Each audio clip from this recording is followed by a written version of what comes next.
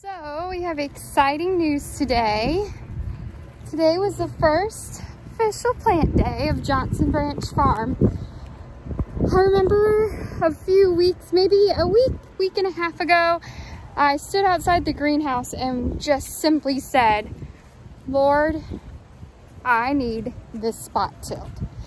And within 24 hours, a neighbor had showed up with his tractor and tilled our garden spot. Wouldn't take any money, wouldn't take any exchange of work, came out, did it, let my husband cut in a few rows, taught us about different kinds of tractors and implements, and just really took the time to mentor us. It was so awesome and so exciting.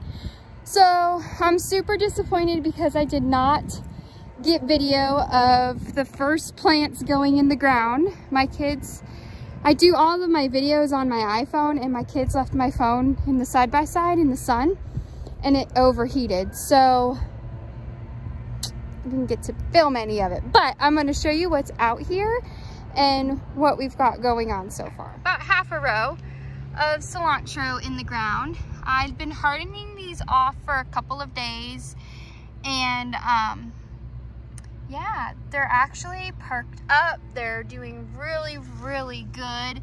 The smell of them was just amazing going in the ground. So I cannot wait. I'm actually going to succession plant cilantro because they don't like the heat, but I need them to like the heat because I've got market to keep up with. So this is my first batch. I have another batch just now starting to sprout in the greenhouse. I'll start another batch next week. So hopefully every 2 weeks I've got new seeds sprouting and I can keep up with the demand and try to make this last as long as possible. I can only do what the season allows me to do, right? So I won't kill myself or get too disappointed over it, but I mean, you've got to have cilantro when the tomatoes come out, right? Salsa season. Over here, we have nasturtium. I didn't go too crazy on the nasturtium at first, but again, I'm succession planting that one, and I've got loads more being started in the greenhouse because I think nasturtium is going to be a huge hit. I've never actually tasted nasturtium, but from what I hear and from what I read, it's amazing. So I'm super excited about that. One of our oops, I guess you could say, with starting the garden was our carrots. So that was the first, and we are a little late on carrots. I know it's a little too warm, but I figured I had the seed. Let's at least try. If we got a few carrots, the kids will be excited and they'll get to at least taste a carrot coming out of our garden. So it won't be a total loss. And then when they're done, I can plant cilantro or something in their spot. So I was okay with it. So this is where the carrots went, all the way down. About halfway, you can see where it kind of mounds up right there. Those are potatoes, and we're gonna do another row of potatoes as well. And I thought we were supposed to plant on the hill like those are, but my husband thought we were supposed to plant in the middle there where the so where the bok choy was, that's where I wanted to plant. Where the scallions are, that's where he wanted to plant. So that's how we did the carrots. We did the carrots in the middle, and I felt like we were wasting a lot of garden space, but I went with it, and it's okay. I've also got onions on the outskirts of it too, so it won't be entirely wasted. But when my aunt came over, she's like, no, you plant on the mound. So, and the guy who did our garden had explained you plant in the middle, but for us, for garden space and for what we're growing, it's gonna work better to do on the mounds. Over here's potatoes, and that goes all the way down to the end of that row. And just along the side of it, we're gonna dig up and mound up 20 more pounds. We only planted 30 pounds, but we're gonna go ahead and do the whole 50-pound bag. I think that will be better. Then my aunt brought over a bunch of stuff she had started. We've got, this is all for personal use. None of it's going to market. I'm not selling any produce at market. I am just focusing on herbs, and I think I'm gonna try some microgreens, but we'll see. We've got bok choy, scallions, we've got broccoli, in the second row, right there. We've also got some celery, so that's pretty exciting. Hers was way farther ahead than mine was. And then the nasturtium, we're gonna just do nasturtium all on the end of the rows. So that's gonna look really pretty once that blooms. My cilantro's back there, and then she, on the last row,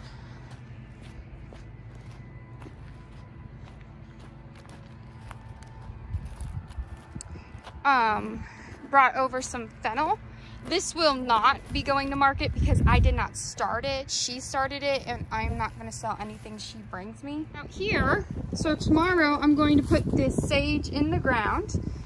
My measly little flat of parsley. I only got one flat, which is disappointing. But I've got more started, so we'll see if I have any for market. I've got 3 flats, 3 trays here of sage, so I'm hardening these off. Those are some squashes. I'm hardening them off too. We're just gonna go ahead and put those in the ground. And my thyme, I'm hardening that off. Those are getting big. Last video I had mentioned that I was getting so many weeds in my soil, and it was literally, it was choking out my plants. My seeds couldn't germinate. So I talked to my aunt, she talked to another farmer, and we're thinking it's the soil. That brand of soil that I use just happened to be full of weed seeds. So I bought some other stuff. I'm gonna try that. Next year I've got a game plan for what we're gonna do. I think I'm just gonna order a load of compost and start in that, because this is just ridiculous. I have thrown out, gosh, probably 15 trays of stuff that did not germinate. And when you're starting out and you're like me, you stress out about every little thing, that was not cool. So lesson learned, I'm not going with that brand, and hopefully I'll still have enough for market, and we'll see how it goes. This is what I've got going in the greenhouse so far. Got some marjoram coming up. I reseeded some more of that, and oregano, and some more basil. Strawberries are looking good, but see what I mean? All these weeds coming up, and it mildews, so it's gotta be the soil. I'm sure they're right. Peppers are starting to germinate. I got another tray of parsley, all my tomatoes and squashes and cucumbers and loofahs, and more tomatoes. I think I went a little tomato crazy, but that's okay. We've got cilantro, watermelon, huckleberry. I'm gonna use the huckleberry as a hedge around my house because they bush out and get really big. So that'll be cool to grow around the house, as long as the kids don't eat it. Some chamomile, oregano, different basils, and some kales were popping up back there. This is chives and dill I just started. I'm actually going to direct seed some more chives and dill. Again, that's another thing I want to succession plant. More tomatoes.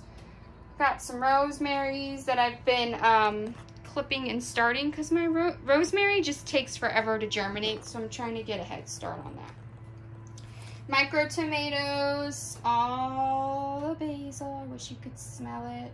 Marjoram's starting to pick up. Since I've potted those out of the soil box and into those, they've really started to perk up and come alive, so I'm excited for that. And more tomatoes. I think I counted 55 tomato plants. And I just started okra today. So up here is mint, is doing awesome. Can't even get rid of that. More thyme.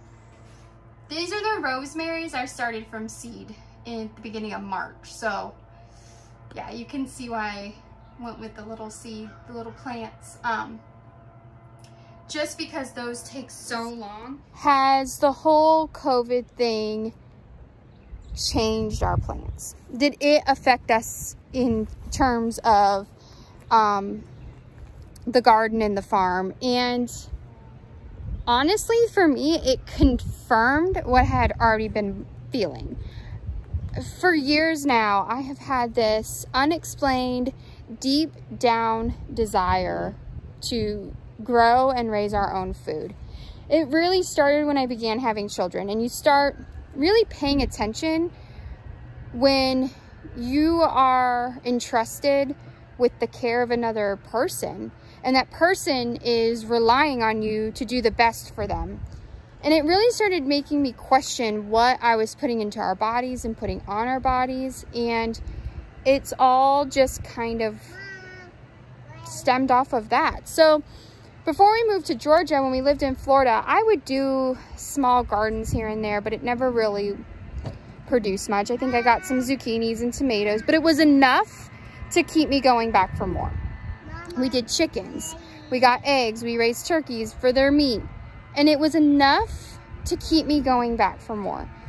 And I think that's why this whole homesteading, gardening is really taking off, especially with the recent events in this pandemic, is that you keep going back for more. You plant that seed and you hope and you believe and you pray that a plant is going to come from that, and that plant's going to nourish you, whether it's an herb or it's going to be medicine or it's a tomato to eat on your sandwich or in your salad.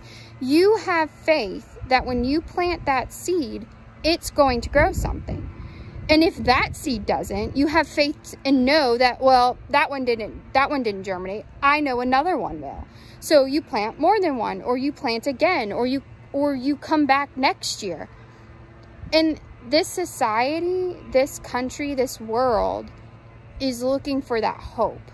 And I think a lot of people are finding it in the garden space, whether they live in a neighborhood, whether they live on 36 acres in the mountain, it doesn't matter. Whether they're growing it in a pot on their porch or they've got this beautiful garden spot, they're looking for that hope that each seed brings. And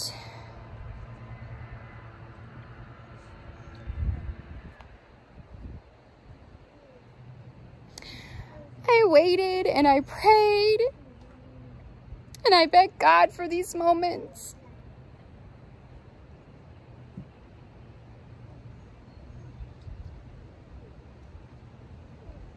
And it's here. So those things that you're waiting on and you're begging for and you feel like aren't moving, it's gonna be here. Keep planting that seed. Keep planting that hope and keep planting that faith, because it's going to happen.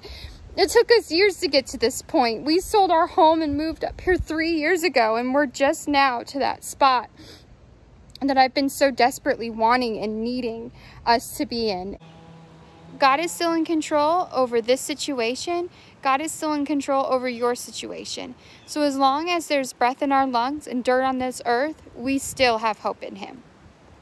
It's a very humbling experience when you begin putting those seeds in that dirt and you begin cultivating that ground and you begin to raise those animals and watching your kids do it along with you and get excited for the food that's going to come out of it. It's an awesome thing. Plant the garden, start the seeds, keep watering it.